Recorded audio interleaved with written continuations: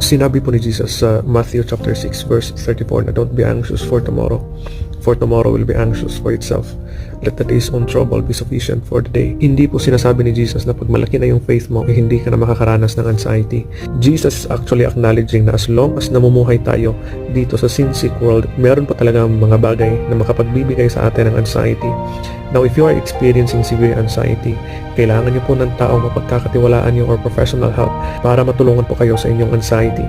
On the spiritual side po, sinasabi ni Jesus na learn to live for today, learn to live in the present.